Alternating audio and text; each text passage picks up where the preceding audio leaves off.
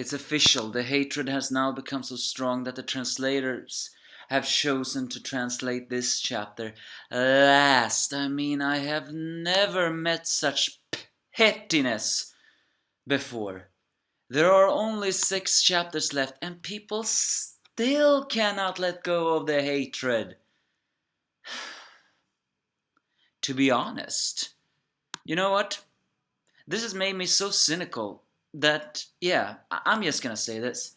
I do not believe Hiro Mashima's next work will succeed ever again.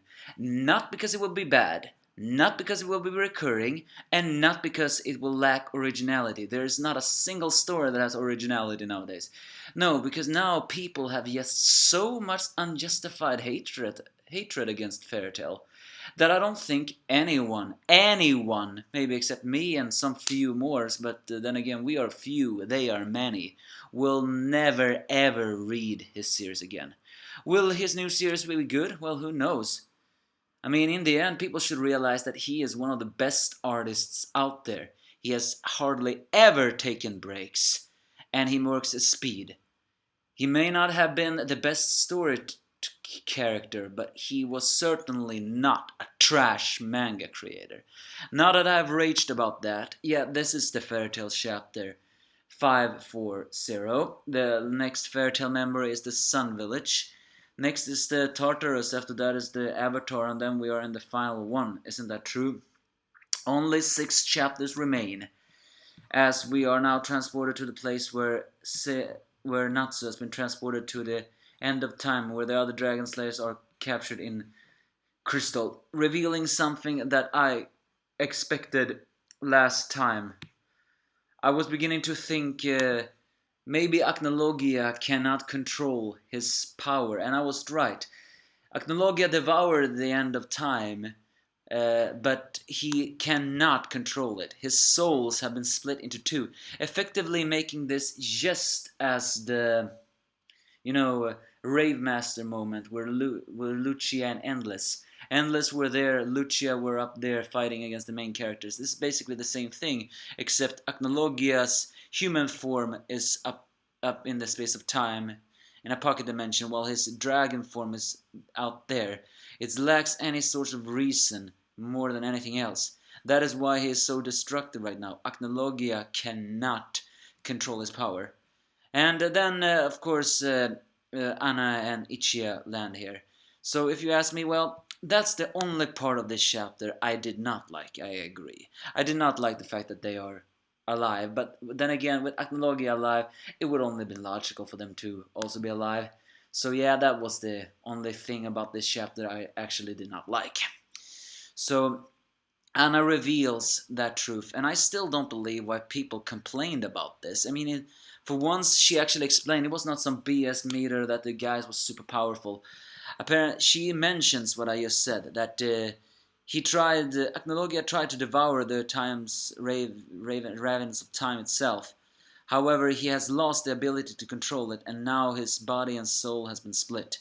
So that's just what I'm saying. That is the key of defeating him. He no longer has control over anything like that, and he wants to capture the Dragonslayers because he believes that if he does that and absorbs their power, his soul and his body will obtain harmony, and that was the title of this chapter, Harmony. So, they were thrown out of the Ravens because they did not have the harmony. So he intends to stabilize his magic power using the Dragonslayers. So it is all up to them all. As Ersa tries to swim towards Magnolia, she is transported there by mist.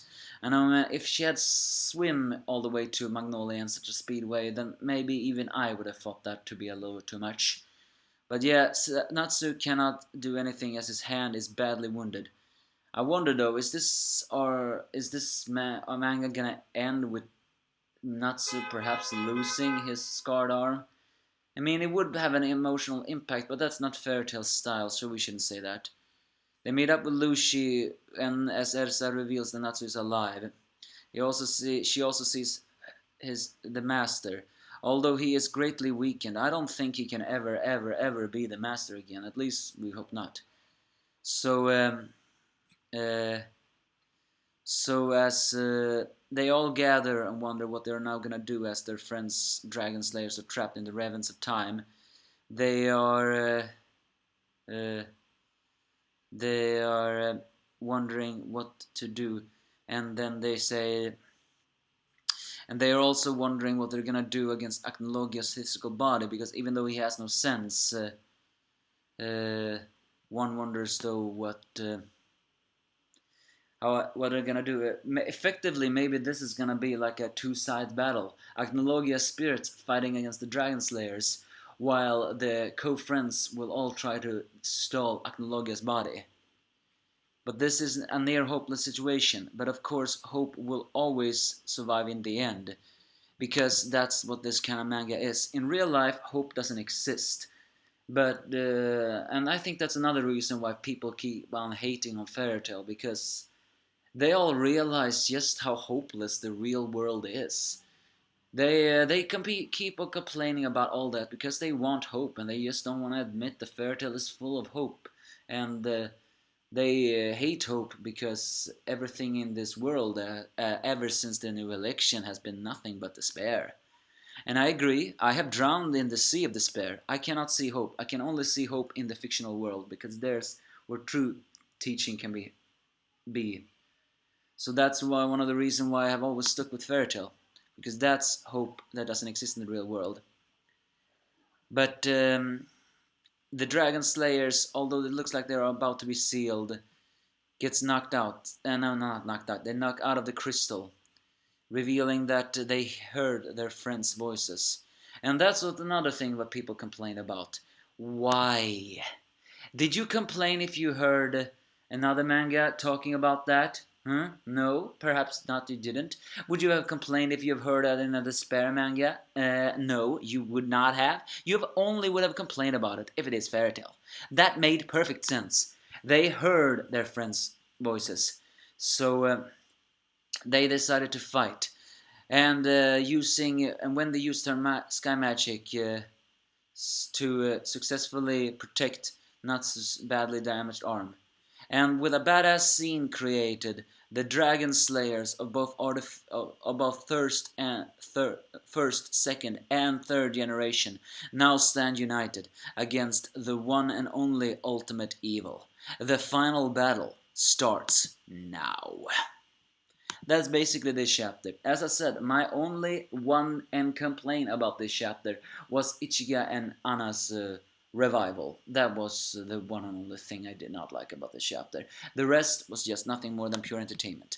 Of course, I complained a lot in this chapter, but that's because the hatred that people keep on giving Fairy Tail is honestly making me nauseating. It makes me want to throw up, and it's almost a miracle I'm still hanging on to Fairy Tail, because if I would have become like them, it would not have been because I would have agreed with them that Fairy Tail is trash. No, it's just because you don't seem to understand that when a person slam another manga so very much, with such passionate hatred, so to speak, it's pretty easily to be influenced by that. So if I would have become like them, it would not have been because I think Fairy Tail is trash. No, it's because their hatred influenced me to become like hatred. People seem to underestimate that hatred is not only bred with self-loathing and hatred towards someone else's kind. No, hatred can have a great effect on people's mind when someone else have very hateful words.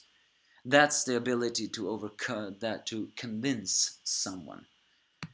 But if anything, I can agree, I become cynical with Fairy Tail, but not because of what Fairy Tail is, because I know what the hatred will say. And the very fact that I'm still hanging on is what I am very happy about. I guess in the end it shows that I do not have any hope for the world. I have hope but my hope rests in the fictional world. 6 chapters left, as to speak. Next week's chapter is the Magic of Hope. Oh my god. Oh, the hatred of that chapter is going to be so immense. Oh, I just wish I knew the names of all those hatred people, so I could have hired an assassin and shoot them all. No, no, no, I'm kidding. I would never have the gall to hire an assassin to kill someone. But if I ever met a fairy tale despiser, I wouldn't want to ruin his life, at least for one day. I know that is petty too, but that's just what hatred is. It creates pretty petty feelings inside of us all. So that's basically my thoughts on this chapter and all the hatred I feel. Again, the picture with all the Dragonslayers stand uniting, that was badass. Even the hatred has to admit that. So I'm looking forward to this battle. Will it be good? I will not hold my breath. But as long as Aknologi gets slayed, I'm fine with that. Give me your thoughts if you have any, except the obvious ones.